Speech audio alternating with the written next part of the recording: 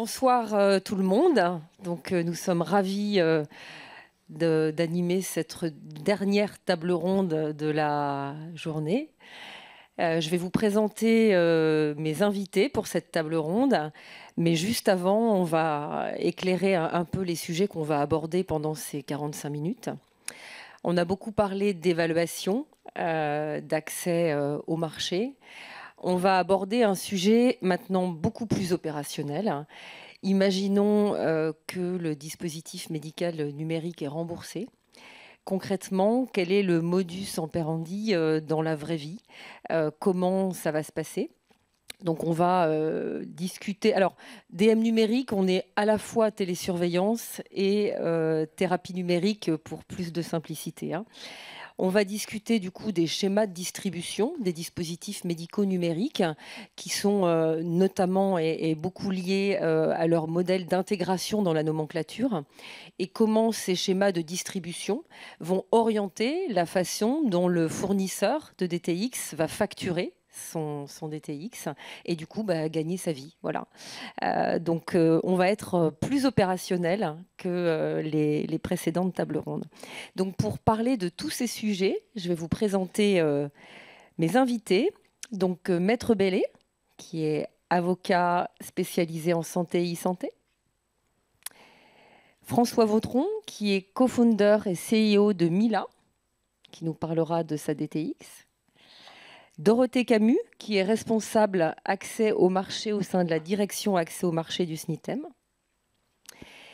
Et Christophe Lapierre, qui est directeur des systèmes d'information de santé de la Mutualité française et représentant de l'Inter-AMC, qui vous expliquera ce qu'est l'Inter-AMC. Alors, pour démarrer tout de suite, sans attendre, une première question pour Nathalie Bellet. Nathalie Bellet, au plan légal et réglementaire, on est une bonne transition par rapport à la précédente table ronde. Au plan légal et réglementaire, quelles sont les modalités d'intégration des dispositifs médicaux numériques à la nomenclature et en quoi ça drive les flux de facturation? Alors, je ne vais pas revenir en détail sur les différentes voies d'accès au marché, hein. Je crois que vous en avez parlé beaucoup aujourd'hui. Mais c'est vrai que du point de vue des schémas de distribution, on peut considérer qu'il y a différents déterminants réglementaires, dont l'inscription à la nomenclature est un des déterminants réglementaires, mais ce n'est pas le seul. Donc ce que je propose là en quelques minutes, c'est de vous présenter assez synthétiquement ces déterminants réglementaires. Donc le premier, effectivement, c'est la voie d'accès au remboursement. Comme vous savez, hein, il y a aujourd'hui je vais commencer par vous dire que, ça a été dit tout à l'heure, qu'on se parle ici au plan réglementaire de dispositifs médicaux. En fait, c'est ça.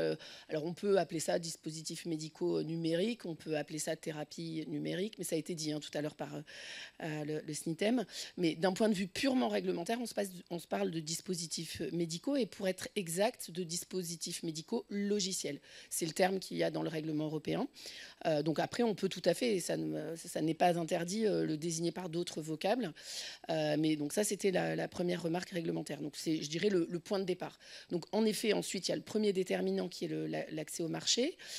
Aujourd'hui, en France, en termes d'accès au marché, on pourrait dire, en termes d'impact ensuite sur les schémas de distribution, qu'il y a les dispositifs médicaux logiciels qui accèdent au marché par la liste des activités de télésurveillance médicale et le reste du monde. Pour le moment, on est comme ça en termes de sujets d'accès au marché.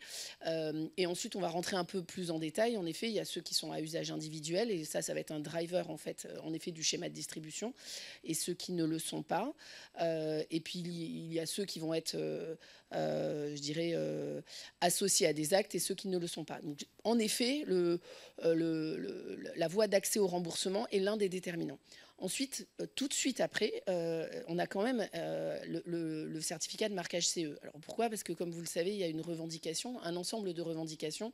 Et dans ces revendications, il peut y avoir le fait que le dispositif médical est mis à disposition, utilisé avec certains professionnels de santé.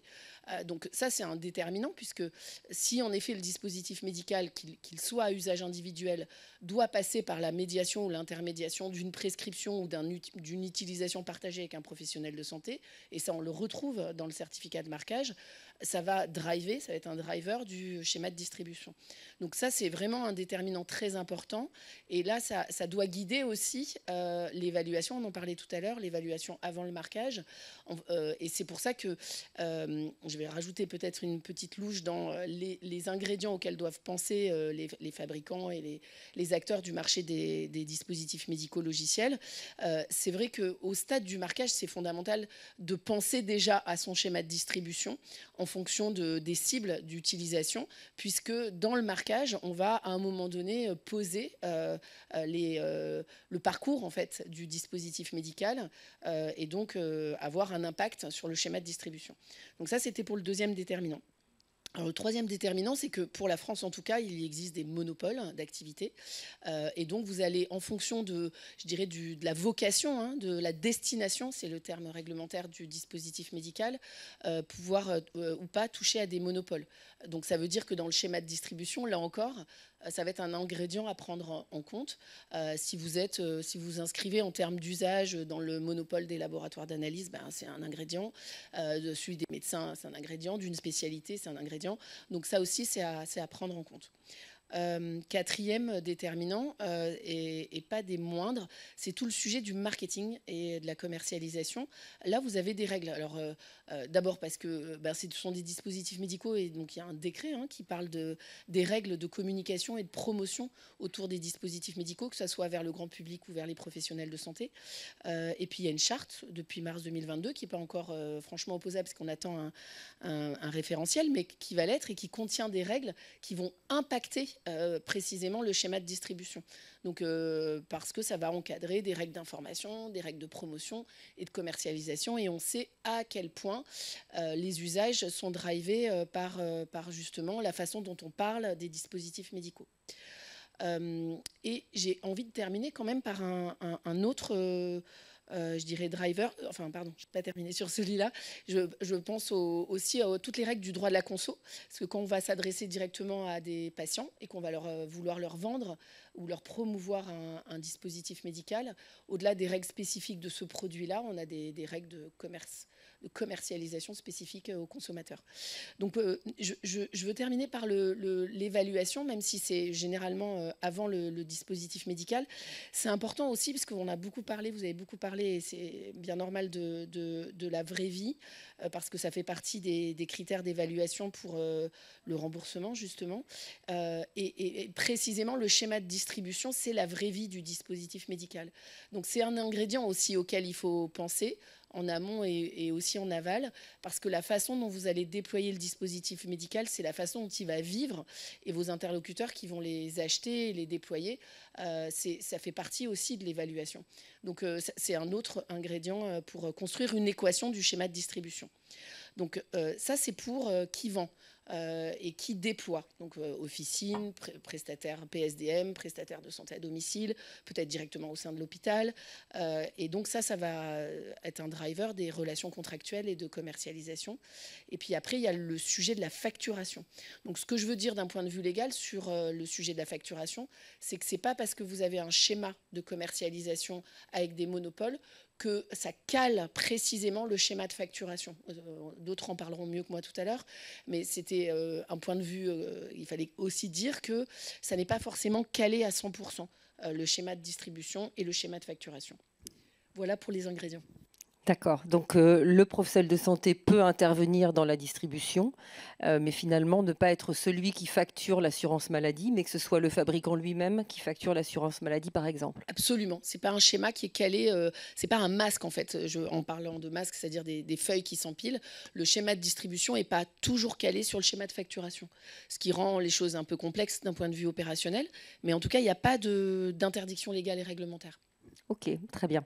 Donc, ce qu'on se dit là, finalement, en synthèse, c'est que le fabricant de dispositifs médicaux numériques, en fonction, finalement, de son intégration à la nomenclature et de sa stratégie de distribution, soit il sera payé, finalement, par un professionnel qui va l'intégrer, un professionnel ou une structure, à charge pour ce professionnel de facturer l'assurance maladie en intégrant le coût de ce dispositif médical numérique, ou soit, finalement, le fournisseur aura un accès direct au patient et facturera directement le patient. C'est ce qu'on comprend. Ok.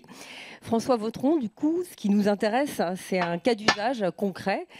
Parlez-nous de votre dispositif médical numérique, Mila, et de la stratégie de distribution et d'accès au marché que vous avez envisagée. Ça marche, merci. Et du coup, ça fait une bonne transition, du coup, plutôt côté fabricant. Nous, chez Mila, on fait de la prise en charge pour les enfants 10. Les enfants 10, donc dyslexie, j'imagine que tout le monde dans la salle connaît. Mais derrière, vous avez tout ce qui va être dyspraxie, donc qui sont des troubles moteurs, dysphasie dans le langage oral, les TDAH, etc., etc. Globalement, ça touche 10% des enfants. C'est une prévalence qui est très forte, sur lequel vous avez 2 sujets aujourd'hui. Un sujet de prise en charge. Vous avez 18 mois pour avoir accès à une prise en charge. C'est énorme. Et tout simplement, vous ne pouvez pas vous permettre d'avoir des enfants qui sont sur ces listes d'attente avec des symptômes qui se dégradent de jour en jour sans avoir des prises en charge derrière. Et derrière, une fois que vous avez réussi à passer ça, vous avez d'un côté les recommandations de la HAS sur la rééducation orthophonique. On est sur la rééducation ortho plusieurs fois par semaine avec des exercices quasiment quotidiens pour l'enfant, donc c'est assez lourd, il faut imaginer. Et ce qu'on est capable de fournir en termes de services de soins. Le service de soins aujourd'hui, c'est 30 minutes par semaine, 45 minutes si vous avez un peu de chance. Globalement, on a du coup des professionnels de santé sur le terrain qui font un taf exceptionnel, orthophonistes, psychomotes, ergothérapeutes, pédopsychiatres, etc. et j'en passe. Tous ces professionnels de santé, du coup, ont à la fois un manque de temps qui est crucial. Et donc, du coup, ce qu'on vient faire chez Mila, c'est venir mettre la solution qui permet de faire la continuité thérapeutique à la maison. Donc, il y a un logiciel utilisable par l'enfant de manière autonome qui permet de faire en sorte que quand l'enfant part du cabinet de l'orthophoniste, il laisse sa 2e, 3e, 4e, 5e session, etc. à la maison. Que ça soit ludique aussi, comme vous imaginez bien qu'en termes d'observance, pour faire jouer un enfant sur un dispositif médical, c'est un sacré challenge. Et derrière, faire en sorte que quand l'enfant part du cabinet d'orthophoniste, en fait, l'orthophoniste se dise concrètement, si avec ce flux-là actuel, je peux avoir plus d'enfants que je diagnostique, plus d'enfants que je prends en charge, et donc, par conséquent, réduire les listes d'attente, ça a un double effet sur tout le parcours de soins global. Faire en sorte que les enfants rentrent plus vite voir des professionnels de santé, et demain s'en sortent plus vite. Donc c'est un peu notre taf, Mila, qui est un mix de chercheurs, de cliniciens, d'ingés, de développeurs de jeux vidéo aussi, parce que derrière la plateforme, le dispositif médical qui est marqué CE est un dispositif médical qui ressemble à un jeu vidéo pour l'enfant, pour que ça soit le plus ludique possible. Pour la petite histoire, on est même allé chercher aux États-Unis Warner, Sony, Disney, etc. Parce que quand vous posez la question à des enfants, globalement, c'est soit ils admirent un artiste, soit ils admirent un sportif. Bon, les sportifs, c'est un peu plus compliqué à faire. Donc on est allé chercher tous les artistes un à un pour leur donner cette promesse de dire, en fait, engagez-vous avec nous, faisons cette fusion du monde de la musique avec le monde de la santé et faisons un dispositif médical qui soit pas rébarbatif et que l'enfant va vraiment pouvoir jouer. Aujourd'hui, du coup, c'est un dispositif qui est marqué CE, sur lequel on a un peu plus de 7000 enfants qu'on a embarqués dans différents essais cliniques. Notre dernier essai en date, qui est un essai randomisé multicentrique dans toute la France, qui est randomisé contre un placebo, vient de se terminer. Donc on va publier les résultats dans quelques semaines, quelques mois, je m'avance un petit peu. Et d'ici là, on a commencé à accumuler un certain nombre de preuves sur nos 3 études précédentes, ce qui fait qu'aujourd'hui, on est déjà déployé dans la vraie vie pour avoir des données de vie réelle, pour avoir un impact concret sur les familles. Et puis on va en parler justement, mais vraiment sur la partie distribution en tant que telle, se confronter au marché et pas attendre 50 ans avant de commencer un peu à déployer.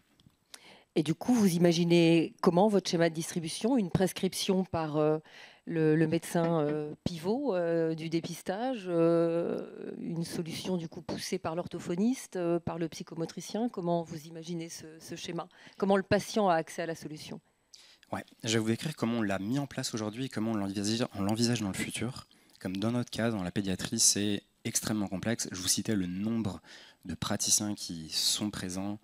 Du coup, c'est une coordination qui est extrêmement complexe. Aujourd'hui, il y avait déjà le temps de, entre maintenant et un potentiel remboursement, comment on fait en sorte de concrètement donner accès à ces soins. On a une mission d'accessibilité chez Mila, d'accès aux soins. C'est pas pour la facturer à des milliers d'euros en direct to patient, etc. Si demain on a une stratégie direct to patient, on restera avec une vocation d'accessibilité. Donc notre première démarche a été de dire, normalement le parcours logique c'est d'aller voir le système de soins puis les mutuelles. Bon bah tant pis, faisons l'inverse. On a eu des précurseurs qui se sont avancés avec nous, à commencer par la MAE, qui est la mutuelle assurance de l'éducation. Globalement, si vous êtes passé dans des établissements publics, il y a très forte chance que vous ayez été assuré par la MAE. Et un certain nombre d'acteurs qui se sont positionnés à nos côtés. Je ne vais pas tous les lister, mais du coup, il y a ProBTP, Alliance, l'IRSEM, Aesio, les mutuelles qui, une à une, finalement se sont dit « soyons innovants, bougeons-nous, donnons accès aux soins », à la fois avec un discours de différenciation, qu'on soit clair, mais aussi avec un discours derrière de se dire « c'est en mettant sur le terrain, on le mentionnait tout à l'heure, qu'on va pouvoir récolter des données, démontrer un impact organisationnel et démontrer potentiellement des bénéfices médico-économiques ». On a mis tout ça en place, donc progressivement, du coup, tout ça se déploie. Donc si vous êtes adhérent dans une de ces mutuelles, vous pouvez accéder gratuitement à Mila. Et notre discours, en fait, il est très simple. Il est de dire, notre job, c'est d'apporter le meilleur soin possible aux patients. Notre job, c'est de communiquer aux patients, faire en sorte que les associations de patients relaient nos messages, qu'on construise avec eux le produit. Derrière, c'est un peu une question de facturation, et c'est notre job, mais qui est complètement la face cachée, si vous voulez. Donc aujourd'hui, très concrètement, si vous êtes adhérent, par exemple, ProBTP, vous passez par les associations de patients, vous obtenez une prescription, vous rentrez dans nos programmes, et derrière, nous, on s'occupe de facturer votre mutuelle. Vous allez me dire, ah oui, mais comment on fait, du coup, justement, si vous n'êtes pas adhérent chez une mutuelle, laissez-nous vos coordonnées et on s'occupe de les démarcher. D'accord, mais ça, c'est pas votre modèle cible, si? C'est votre modèle cible? Vous n'envisagez pas d'essayer d'obtenir un remboursement? J'imagine que si vous faites toutes ces études cliniques, c'est aussi pour ça? Alors, on ne le fait pas que dans une perspective de remboursement. Je ne confonds pas ce qui est l'étude clinique à visée de remboursement et l'étude clinique qui prouve le bénéfice médical du DM. On a vu quand même une flopée d'apps de wellness dans tous les sens. On veut être absolument aussi certain et convaincu de la valeur clinique qu'on apporte.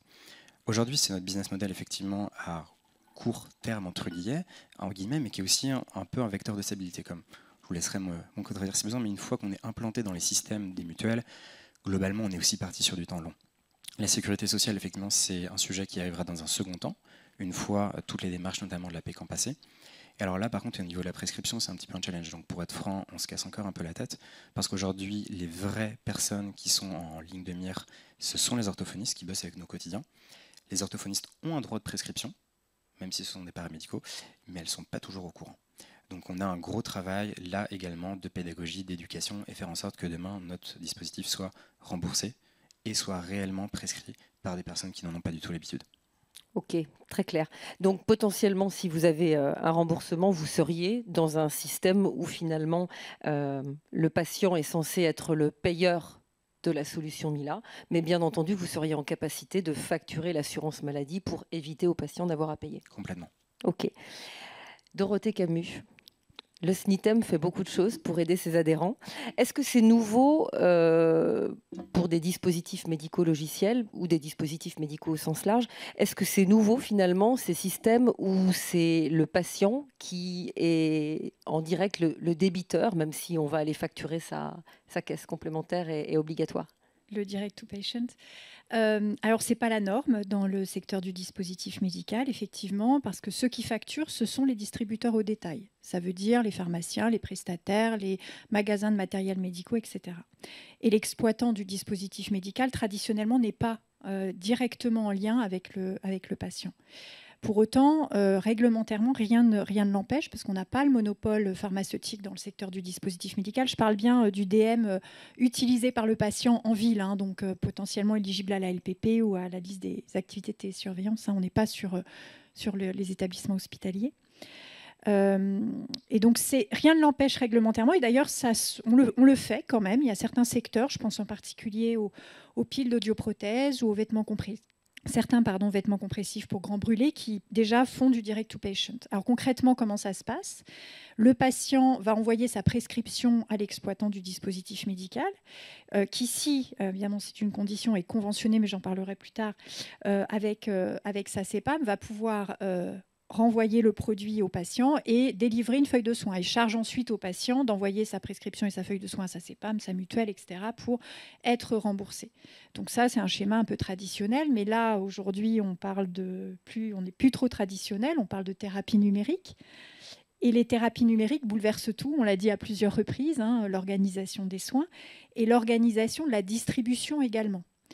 Et finalement, grâce aux thérapies numériques qui par essence sont dématérialisées, Nathalie disait tout à l'heure, on parle de logiciels, eh bien, ça permet aux exploitants de s'affranchir de ce circuit traditionnel de distribution et donc de devenir distributeur au détail. Exactement ce que vous indiquez ici, et donc de faire du direct to patient. Donc c'est un enjeu pour les thérapies numériques majeures, cette perspective de direct to patient.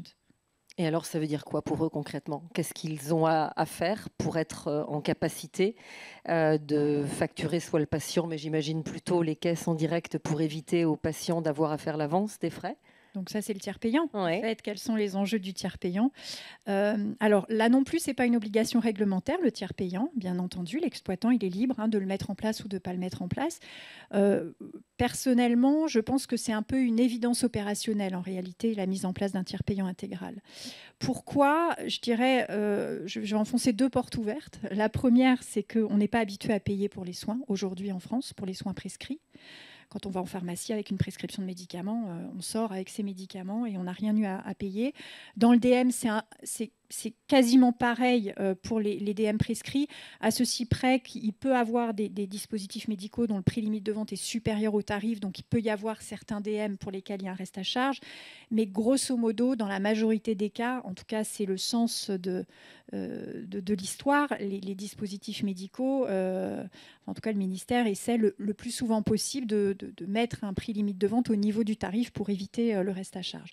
Sauf quand il y a une préférence patient qui est légitimement en droit de s'exprimer pour certains dispositifs. Bref, tout ça pour dire qu'on n'est pas habitué à payer, ça c'est le premier élément. Et le deuxième élément, c'est que les thérapies numériques, elles sont immatérielles.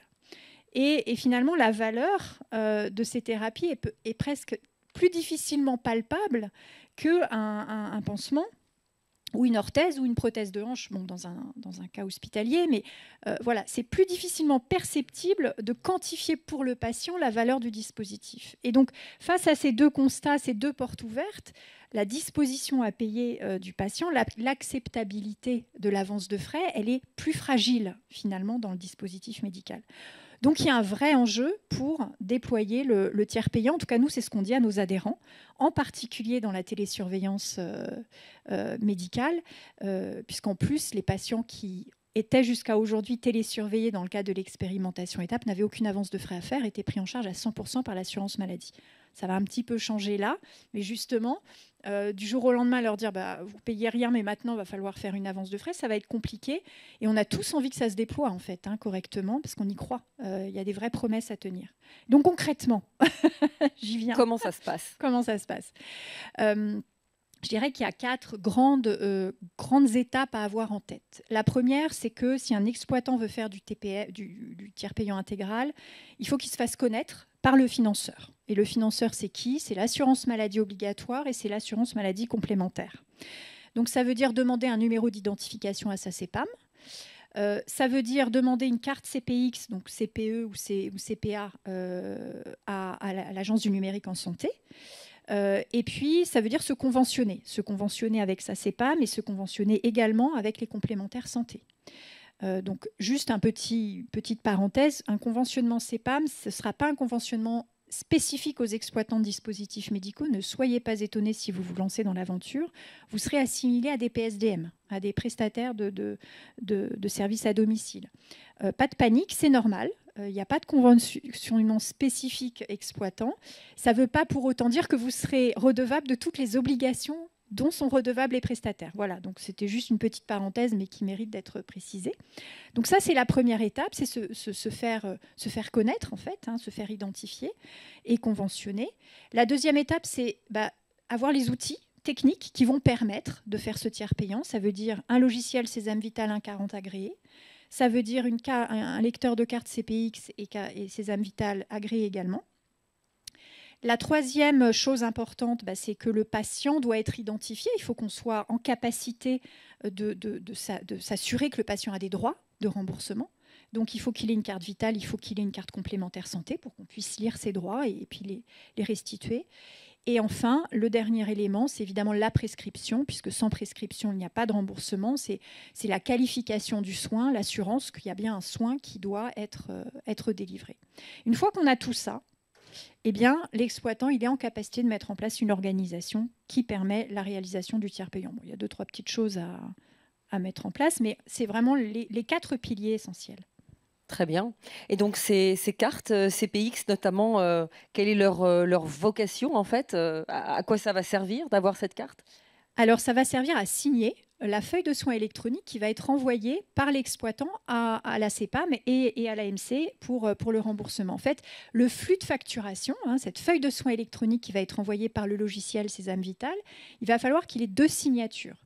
Une première qui est celle du fournisseur de soins, donc de l'exploitant, tout comme quand vous allez chez votre médecin généraliste, il va mettre sa carte dans son lecteur, puis après il va vous demander votre carte vitale, il va la mettre également, pour sécuriser avec ces 2 clés, ces 2 signatures-là, la feuille de soins électronique. C'est la sécurisation maximale exigée pour ces feuilles de soins électroniques. Donc les cartes CPE vont permettre ça, sont absolument indispensables, c'est un prérequis nécessaire. Mais à distance, on n'a pas la carte vitale? Mais à distance, on n'a pas la carte vitale. C'est ça qui est compliqué. Donc comment est-ce qu'on authentifie que c'est bien un patient qui utilise et qui demande le bénéfice de ce dispositif médical numérique? Alors c'est tout l'enjeu parce qu'il faut cette sécurisation. Sauf que le législateur commence à y penser et y a pensé finalement, puisqu'il a modifié un article du Code de la sécurité sociale qui est le R161-43-1. Bravo Dorothée. On peut l'applaudir.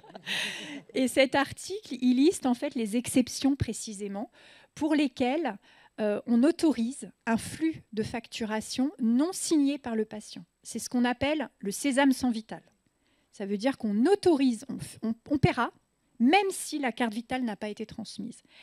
Et en l'occurrence, sur cette fameuse liste, figurent un certain nombre de dispositifs médicaux LPP qui sont fixés par arrêté par ailleurs et figurent maintenant depuis récemment les forfaits techniques d'activité de télésurveillance médicale. Donc on peut facturer en tiers payant les activités de télésurveillance médicale sans signature du patient. Et figurent également sur cette liste tous les DTX qui sont pris en charge dans le cadre de la prise en charge anticipée. Alors juste attention, parce que si vous bénéficiez d'une pécane, vous bénéficiez de cette exonération de signature du patient dès que vous sortez de la pécane. Et donc, si vous êtes en télésurveillance, pas de souci, puisque la télésurveillance bénéficie aussi de cette dérogation. Sauf que si vous rentrez sur la LPP, ce qui est la 2e voie de sortie de la pécane, ou de la pécan, il y a différents courants, mais on parle de la même chose, eh bien, si vous allez sur la LPP, vous ne bénéficiez plus de cette exonération. Donc, à ce moment-là, il faut en faire la demande au ministère de la Santé et anticiper, parce que ça prend un peu de temps. Ça peut prendre plusieurs années même. Donc c'est quand même mieux d'essayer de rester dans les voies. Merci beaucoup. Donc ce qu'on voit, c'est que c'est tout à fait possible finalement d'organiser la facturation pour un exploitant comme le pharmacien le fait, le biologiste le fait quand il pratique le tiers payant. C'est juste nouveau et moins habituel. Donc on a parlé de tout ça pour la partie obligatoire et la partie complémentaire. Si on faisait un petit focus avec Christophe Lapierre sur la partie complémentaire, parce que les mutuelles sont quand même très très très nombreuses. Parlez-nous de l'Inter-AMC, de ce que fait l'Inter-AMC, s'il vous plaît. Alors, on va reprendre les 4 étapes qu'on a vues. Je vais juste, effectivement, alors moi je suis mutualité française, mais j'interviens aujourd'hui au nom de ce qu'on appelle nous l'Inter-AMC, que vous ne connaissez pas forcément. L'Inter-AMC, c'est l'association des mutuelles, des assureurs privés lucratifs, des institutions de prévoyance, des courtiers, des délégataires de gestion, des opérateurs de tiers payants, bref, l'ensemble des acteurs de la sphère des complémentaires santé, qui se sont regroupés au sein de cette association pour proposer un certain nombre de services, faire en sorte, on va faire simple, que en gros, vos logiciels puissent dialoguer avec la sphère des complémentaires sans distinguo du fait qu'il y ait un ou plusieurs opérateurs.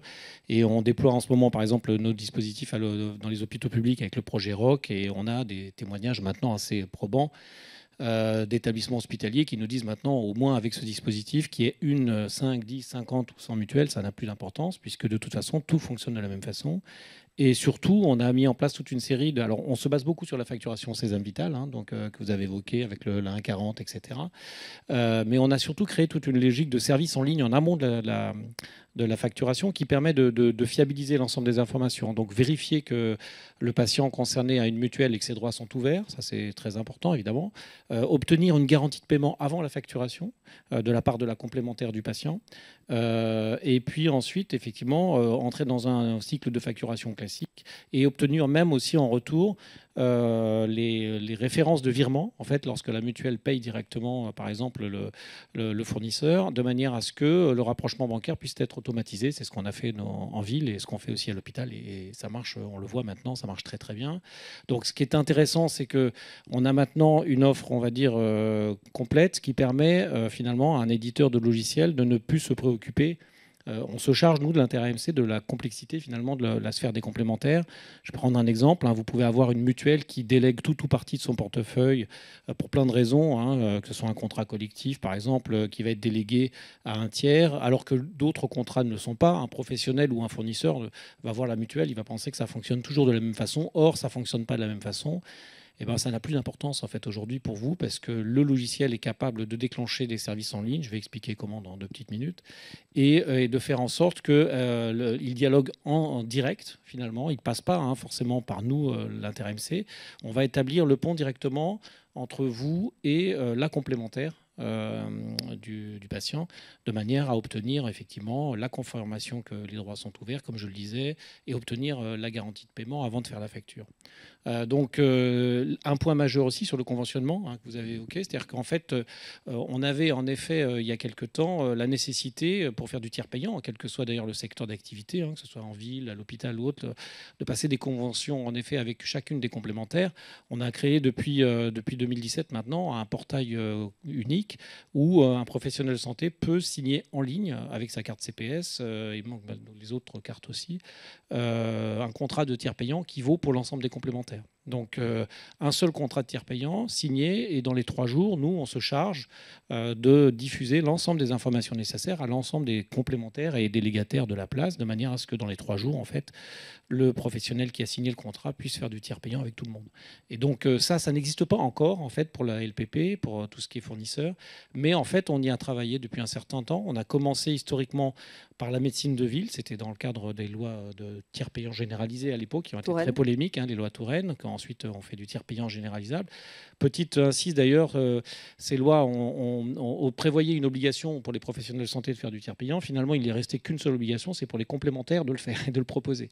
Donc nous, on est tenu, dans le cadre des contrats responsables d'ailleurs, de proposer des solutions de tiers payant qui autrefois étaient papier majoritairement, mais avec l'intérêt AMC, on a digitalisé tout ça et surtout on a harmonisé tout ça pour que ça marche de la même façon pour tout le monde. Donc un seul contrat de tiers payant et donc à l'automne, on sortira l'ensemble des normes techniques qui permettront à vos logiciels d'interroger les complémentaires, comme on le fait donc à l'hôpital aujourd'hui, et on sortira aussi ce contrat aussi unique qui permettra donc de faire en un seul contrat, enfin une seule signature, pardon, la contractualisation. Et ensuite, donc, des logiciels. Alors là, il faut adapter les logiciels pour intégrer les services en ligne des complémentaires, mais bon, c'est pas non plus insurmontable, mais c'est vrai que ça permet. Alors, le parcours classique, on va dire, en présence du patient, ce ne sera pas votre cas, mais pour que vous compreniez bien comment ça fonctionne, c'est qu'on a normalisé, en fait, les attestations de tiers payants, les attestations de mutuelles que vous avez tous, normalement, si vous êtes couvert par une complémentaire, il y a un petit flash code sur cette attestation. Et en fait, quand on se présente aujourd'hui, par exemple, chez un médecin ou à l'hôpital, on flash ce code, ça remonte dans le logiciel les informations nécessaires à l'interrogation de la complémentaire et même du contrat en fait, du patient. Donc il y a des services en ligne qui vont se mettre en place sans que le PS intervienne. Nous, le principe, c'est que le tiers payant doit se faire en 3 clics, par exemple. Donc c'est la base. Donc les services en ligne sont déclenchés. On attaque en fait un certain nombre d'outils qui permettent de savoir très exactement sur quel système d'information doit se brancher donc le professionnel ou demain vous comme en tant que fournisseur pour dialoguer justement avec la mutuelle et obtenir les informations de garantie et la garantie de paiement et donc pouvoir ensuite enchaîner sur une facturation. Voilà, donc normalement, enfin, je dirais, à l'automne, on aura cet ensemble de normes et d'outils qui vont sortir pour tout ce qui est fournisseurs, transporteurs. C'est des secteurs qu'on n'avait pas en fait attaqués, si j'ose dire historiquement. On était d'abord sur la ville, ensuite sur l'hôpital, et maintenant on s'attaque à vos secteurs d'activité. Et en effet, avec l'actualité, ça devient plus que nécessaire. Donc si on se résume, je suis fabricant d'un dispositif médical numérique qui vient d'être remboursé. Toute cette complexité est intégrée dans mon logiciel Sésame Vital. Normalement, je n'ai pas grand-chose à faire. Il faut quand même le vérifier avec votre éditeur. Voilà, dès lors qu'effectivement l'éditeur réunit les critères dont j'ai besoin, il me faut mettre en place un process pour collecter la prescription, collecter la carte mutuelle, les éléments du régime obligatoire, et avec ça, je peux facturer normalement de façon très sécurisée. La part complémentaire... Juste une précision, sur ce sujet-là, c'était quand même très concret. On travaille beaucoup avec le GIE Sésame Vital sur ces sujets, et on réunissait, je crois que c'était hier, l'ensemble des éditeurs fournisseurs à qui on a présenté et détaillé ces dispositifs et à qui on a annoncé l'arrivée des cahiers des charges, etc. Donc un certain nombre de vos éditeurs, si ce sujet, évidemment, je pense, vont devenir assez vite d'actualité chez vous, je pense qu'il faut absolument se retourner vers eux et les sensibiliser là-dessus. Parce que si vous ne faites pas, vous, pression sur vos éditeurs pour qu'ils intègrent l'ensemble de ces services en ligne, ça peut prendre beaucoup de temps. C'est l'expérience qu'on a. Donc ils sont au courant. Ils ont tous les éléments, ils auront les cahiers des charges à l'automne. On peut, nous aussi, à InterAMC, rencontrer des éditeurs, on le fait très régulièrement, expliquer un certain nombre de choses, mais tant que les clients que vous êtes ne feront pas pression sur les éditeurs, l'éditeur, on va dire, prend son temps, surtout qu'il y a souvent pas mal de choses à faire par ailleurs. Donc, bien sûr, ils ont une petite maintenance réglementaire assez significative, nos amis les éditeurs. Très bien. Mais d'ores et déjà, certains acteurs ont intégré des services AMC, certains acteurs éditeurs de logiciels à LLPP. Moteurs de facturation. Ouais. La part complémentaire, on la connaît sur un forfait exploitant. Imaginons le forfait exploitant est de 600 €. Quand le patient n'est pas en ALD, quelle est la part que le fournisseur va récupérer auprès de la complémentaire? Alors, 40%.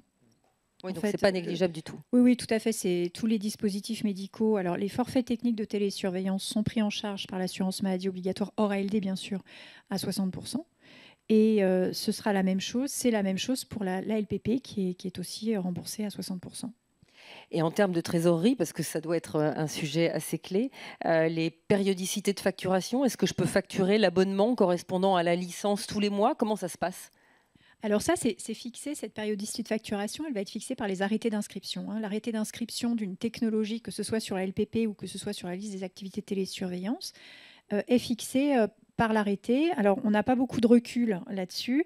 Le recul que je peux partager avec vous, c'est celui de la télésurveillance médicale, puisqu'on a eu le plaisir de voir la publication des arrêtés d'inscription dans 5 pathologies qui sont le diabète gestationnel, l'insuffisance respiratoire, l'insuffisance cardiaque et l'insuffisance rénale, prévoit une facturation mensuelle.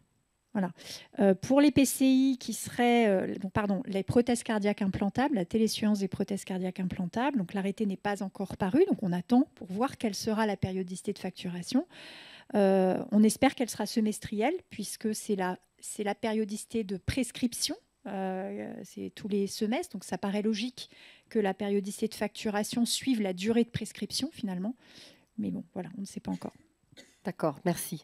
François, pardon. Juste une précision sur ce sujet-là, parce qu'on a souvent cette question sur les facturations comme ça, récurrentes, mensuelles ou trimestrielles ou autres. Lorsque vos logiciels demain interrogeront les complémentaires indiqueront effectivement une date finalement de péremption de la garantie de paiement. Donc si jamais on vous dit par exemple que l'assuré est couvert sur les 3 prochains mois, eh bien vous pouvez faire une facture mensuelle tous les mois, mais au bout de 3 mois, il faudra réinterroger le service en ligne pour savoir si le patient est toujours couvert. Donc en fait, ces modalités-là, en fait, on saura les gérer en fait, dans les échanges finalement sur les 40% dont on parlait avec les complémentaires. D'accord.